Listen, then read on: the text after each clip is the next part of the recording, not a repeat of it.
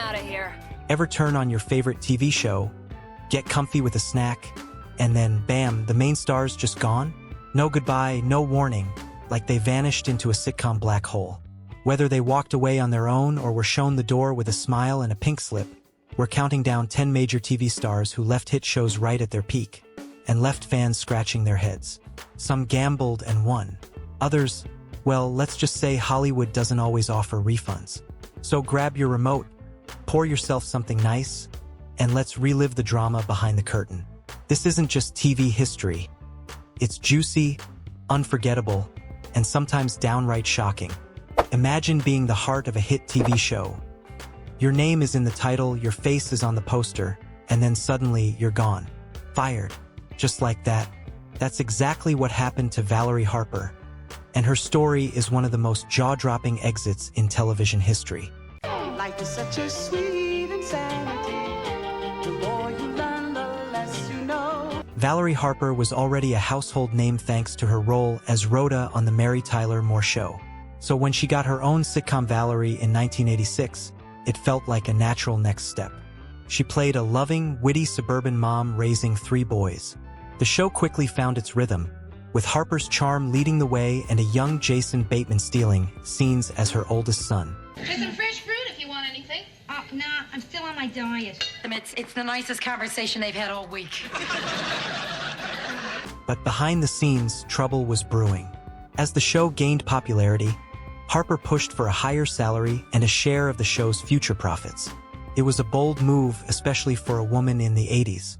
But the network didn't see it that way. Instead of negotiating, they pulled the rug out from under her. Just 1 season later, they wrote her off with a cold, off-screen car crash, and renamed the show The Hogan Family. Imagine tuning in 1 week and the mom is just gone. Replaced by Sandy Duncan as the upbeat Aunt Sandy, trying to fill a void that could never really be filled. And yet, the show continued for several seasons. Is this chicken up for grabs? Yes. Huh? How about this pie? Take it. Valerie didn't just walk away quietly. She sued the producers for wrongful termination and won millions. A rare win in Hollywood where the house usually wins. Even after all that, she kept working TV movies, stage roles, guest appearances. Valerie Harper never let the door slammed behind her be the final word. She proved that even if you're pushed out, you can still rise above it all, and maybe even get the last laugh. What happens when the heart of a hit sitcom suddenly disappears?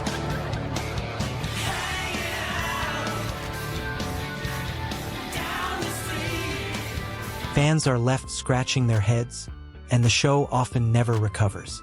That's exactly what happened when Topher Grace walked away from that 70s show. A move that stunned everyone. Topher Grace wasn't your typical Hollywood star. He wasn't flashy. He wasn't loud. But on that 70s show, he played Eric Foreman, the sarcastic, awkward teen who was somehow all of us. How long's the curfew? About 1 minute. Now, Donna, I'm not bragging, but if you're properly motivated, I can actually do it in that amount of time. He wasn't the cool guy. He wasn't the rebel. He was the kid rolling his eyes in the basement while his friends got into trouble. And people loved him for it. From 1998 to 2005, that 70s show became a comfort show for millions. A little bit of nostalgia, a lot of laughs, and just enough teenage chaos to keep it interesting. But after 7 successful seasons, Topher did the unthinkable. He left. Just walked away. He didn't get fired. He wasn't pushed out. He simply wanted to try something new. Hollywood movies were calling, and he answered. The writers scrambled. Eric was suddenly being sent to Africa on a soul-searching trip. It didn't quite make sense, but they hoped fans would accept it. They even brought in a new character named Randy to try to fill the void. Who the hell are you? I'm Randy. I work at Hyde's record store, go to college part-time. But let's be honest, nobody was watching that 70s show for Randy. The show limped through its final season without its emotional anchor. The laughs weren't the same. The chemistry felt off. And by the end, even the biggest fans admitted it just wasn't working anymore. Topher Grace took a risk. He went on to star in movies like Spider-Man 3 and In Good Company. Some hits, some misses, but he followed his gut. And eventually, he circled back to TV with roles in shows like Home Economics. He may have left the basement behind, but Topher Grace proved that sometimes walking away isn't the end of the story. It's just the start of the next chapter. It started with big hair, bold dresses, and an even bigger personality.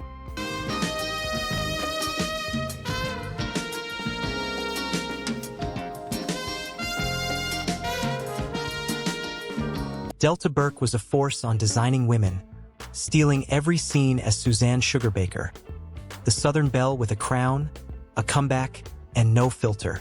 But behind the glamorous smile was a storm that would shake one of the sharpest sitcoms of the 80s to its core. Suzanne Sugarbaker wasn't just another TV character. She was unforgettable. Big and beautiful. Well, thank you very much, Mary Jo, for the hot tip. I just don't think I need to patronize any store that would call itself by that thing, but since you think it's such a good idea, why don't we just go all the way and start shopping at Fat and Fabulous? A former beauty queen turned sassy businesswoman with a love for luxury and a sharp tongue to match. Delta played her perfectly. She could walk into a room in heels and a fur coat, drop a one-liner, and walk right back out, leaving everyone in stitches. America loved her. The ratings soared. But off-camera, things weren't so pretty. As the show's success grew, so did the tension. Delta started clashing with the show's creators, Linda Bloodworth Thomason and Harry Thomason. She spoke out about grueling work hours, the stressful environment, and the pressure she felt, especially as tabloids attacked her over her weight. But what really caused fireworks was her demand for more creative control. She wanted a voice, not just a script. Hollywood doesn't always like a woman who speaks up. And in 1991, the studio made its move. Delta Burke was out, fired. Just like that, the Sugarbaker sisters were no more. And it wasn't just her. Jean Smart, who played her on-screen sister Charlene, also walked out around the same time. Designing women tried to carry on without them, but the spark was gone. It was like reheating a casserole. It filled the plate but didn't hit the same. Delta didn't disappear. She launched a new show called Delta, and even reunited with the creators for a spin-off, Women of the House. But the magic never quite returned. Do you see these, Nadine? It's Natalie, and no, I didn't. Oh, these are lovely. Lovely? Are you kidding? They're a heck of a lot more than that. They're handy as hell. Still, she stood her ground. She demanded respect in an industry that wasn't used to hearing no from a woman. And though the ride got bumpy, Delta Burke proved that sometimes being difficult just means you're not willing to be pushed around. What happens when a father fights too hard for his family, on screen and off?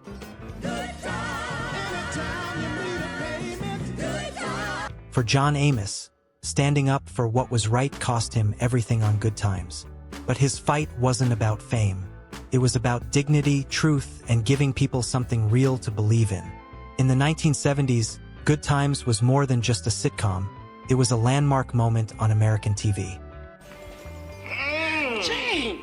A gorgeous hunk of woman here. It followed a working-class black family in Chicago, struggling to make ends meet but rich in love, humor, and pride. At the center of that family was James Evans Sr., played by John Amos. A strong, no-nonsense dad who didn't always have the answers, but never stopped trying. People connected with him. He wasn't just a character, he was real. He reminded audiences of their own fathers, uncles, brothers. And John Amos brought him to life with power and grace. But behind the scenes, trouble was brewing. As the show grew more popular, the humor grew sillier. Dynamite! The focus shifted from real-life issues to catchphrases. Mostly from JJ, the eldest son, shouting "Dynamite" every other scene. Audiences laughed, but Amos didn't. He felt the heart of the show was slipping away. He wanted more truth, more substance. He spoke up about it loudly, and Hollywood doesn't always reward honesty. By season 4, the producers had had enough. They killed off James Evans Sr. in an off-screen car crash. No goodbye, no final scene, just gone.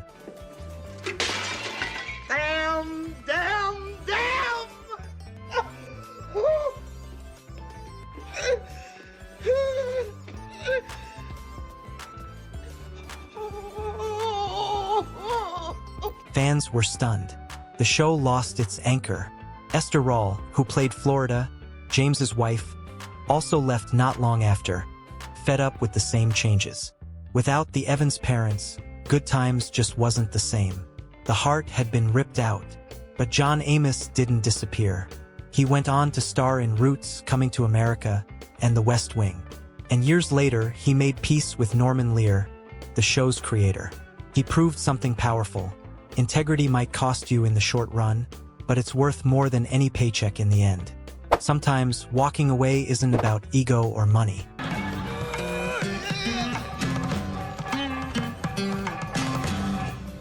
Sometimes it's about strength, the kind most people never see. That's exactly what made Michael J. Fox's departure from Spin City one of the most emotional goodbyes in TV history. By the mid-90s, Fox was already a beloved star. From Family Ties to Back to the Future, he had lit up screens with charm, wit, and a smile that made people feel like they knew him. This guy, you know, Owen was my mentor. He taught me everything I know about politics. How to campaign, how to manipulate the press. Most importantly, how to motivate people. So when he gets here, I want you guys to all, you know, do stuff. So when he returned to TV in 1996 as the fast-talking Deputy Mayor Mike Flaherty in Spin City, it felt like coming home. The show was a hit. Fox's timing was sharp as ever, and he brought heart and humor to a role that could have been just another political comedy.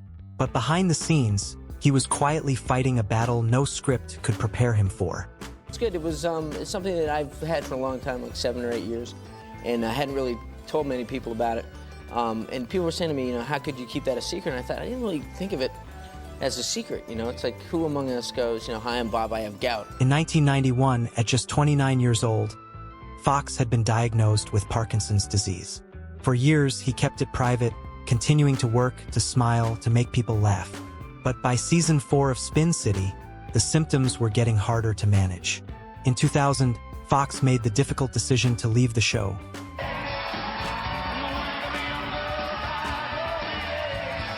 Not for a movie deal, not for a vacation, but for his health and for his family. It was brave. It was honest. And when his character said goodbye on screen, the tears weren't acting. Fans cried. Castmates cried. You couldn't watch that final scene without feeling something deep in your chest.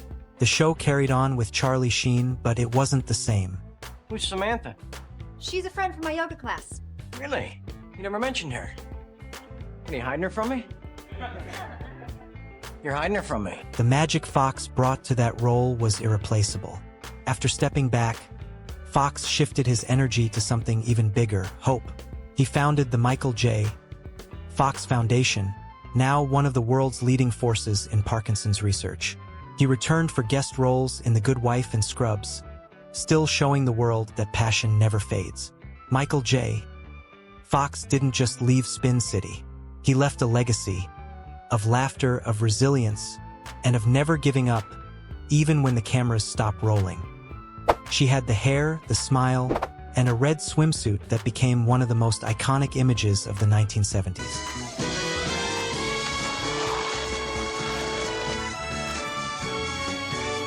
But behind the poster girl perfection, Farrah Fawcett made a move that shocked Hollywood. She walked away from Charlie's Angels at the very height of her fame. When Charlie's Angels premiered in 1976, it wasn't just a TV show, it was a phenomenon. 3 beautiful women, solving crimes, chasing bad guys, and doing it all in heels and style. But among them, it was Farrah who stole the spotlight. As Jill Monroe, she was tough, glamorous, and had a sparkle that made America fall in love. Teenagers plastered her face on their bedroom walls. Adults couldn't stop watching. In just one season, she became a household name. And then she left. That's right. After just one season, Farrah stunned everyone by quitting the show. Hollywood wasn't used to a breakout star turning her back on success. But Farrah had other dreams. She wanted to prove she was more than just a pretty face. She wanted to be a serious actress, and she believed the big screen was the way to do it. Her first movie, Somebody Killed Her Husband, flopped. Critics mocked it, even joking that it should have been called Somebody Killed Her Career. The producers of Charlie's Angels were furious. They sued her for breaking her contract, and in the end, Farrah agreed to come back for a few guest appearances just to settle the dispute. Meanwhile, the show moved on. Cheryl Ladd was brought in as Jill's younger sister to fill the blonde bombshell role. Charlie's Angels remained popular for a few more seasons, but the golden shine had dimmed. Farrah didn't fade, though. She reinvented herself in the 80s, taking on dramatic roles that showed her depth, especially in The Burning Bed, where she stunned critics and earned award nominations.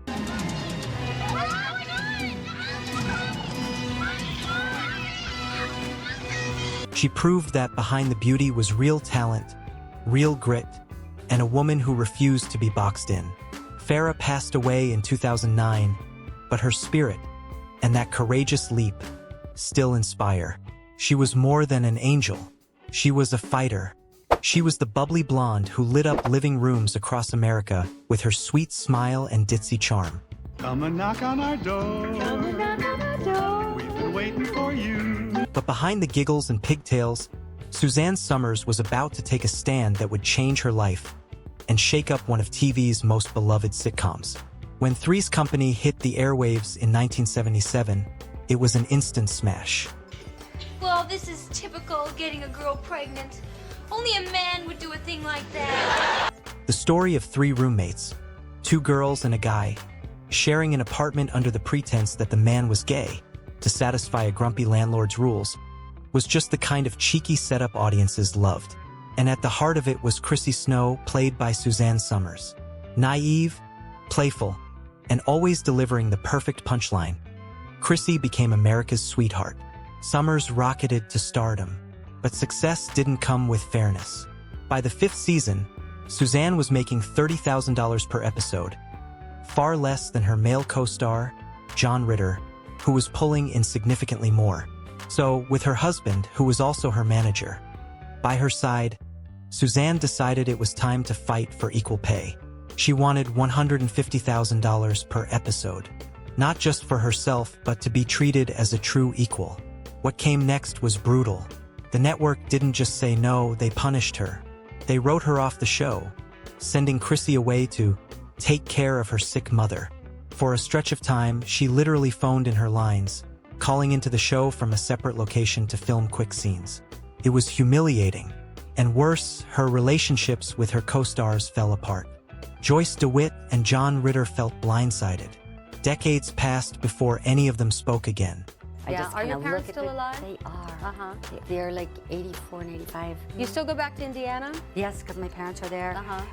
Suzanne was painted as difficult, but really, she was just ahead of her time.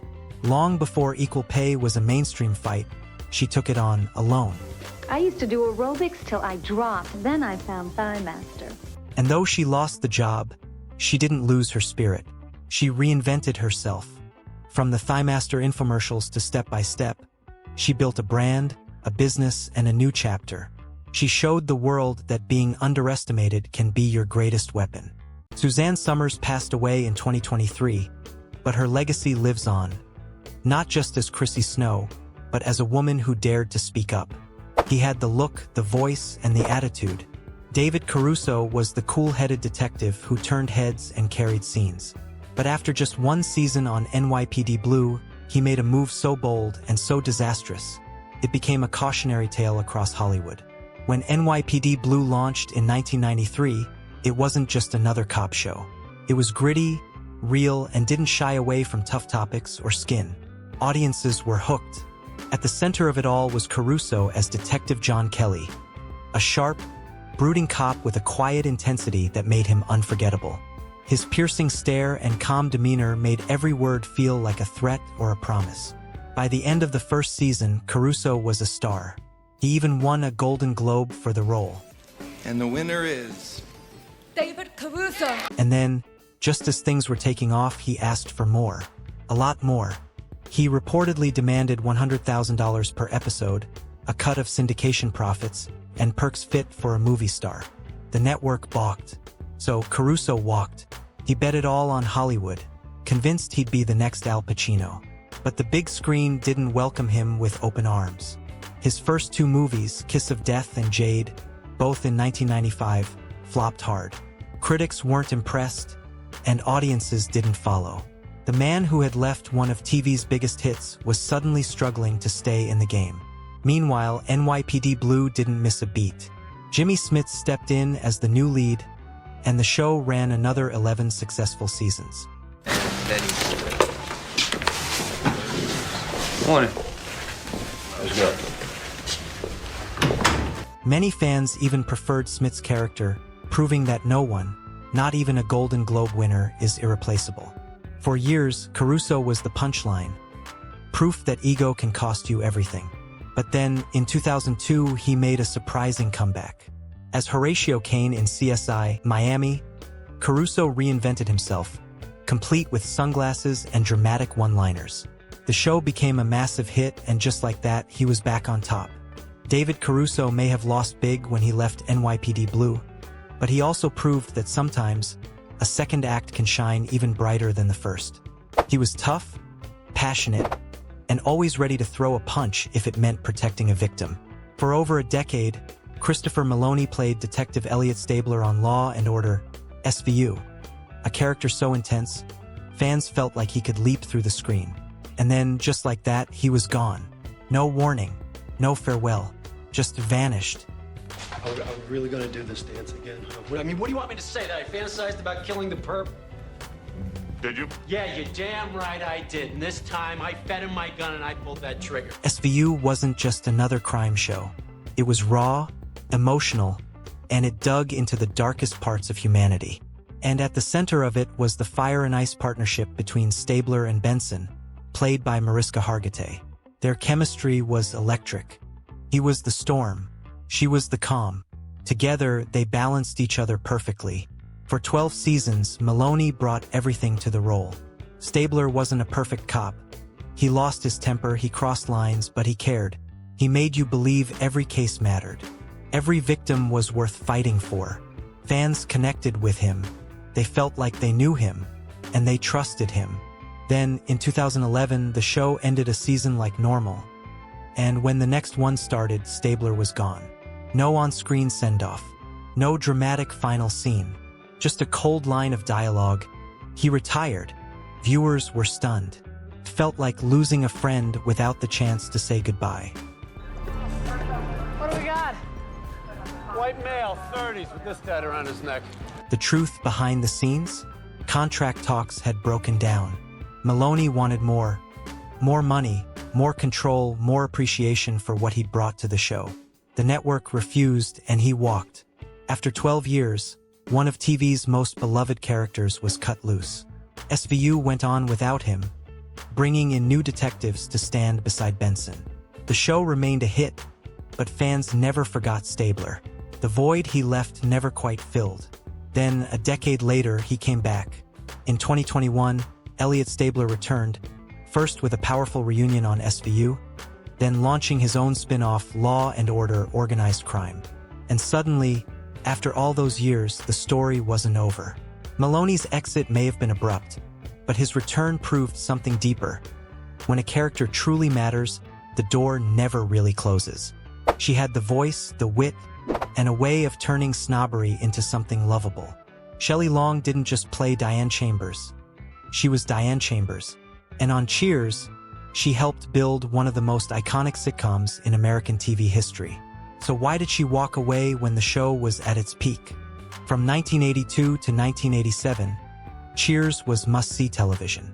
Hey, wait a minute. Are you saying that I'm too dumb to date smart women? I'm saying that it would be very difficult for you. A really intelligent woman would see your line of BS a mile away. Set in a cozy Boston bar where everybody knew your name, it wasn't just about beer and bar stools. It was about the people. And no two people clashed and clicked quite like Diane and Sam. Shelley Long's highbrow, intellectual waitress sparred endlessly with Ted Danson's rough-around-the-edges bartender, creating one of TV's greatest will-they-won't-they love stories.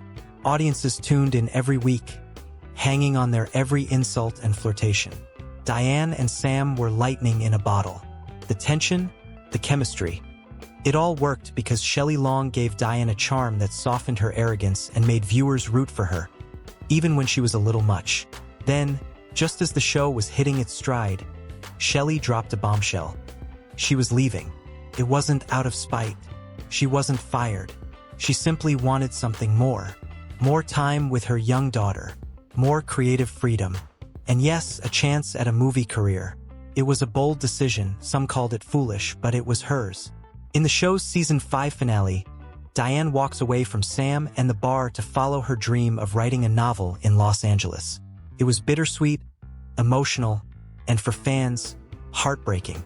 She promised to return in 6 months, but never did.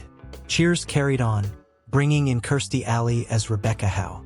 The tone shifted, but the ratings stayed strong. The show remained a hit, running for 6 more seasons and securing its place in television history. Hello, Woody. Hi, Miss Chambers. What's new in your life? Shelley Long didn't disappear. She did movies, TV guest spots, and in 1993, returned for the series finale. Her character hadn't changed, but neither had the love fans felt for her. Walking away from greatness isn't easy, but sometimes, chasing your own story matters more than finishing someone else's.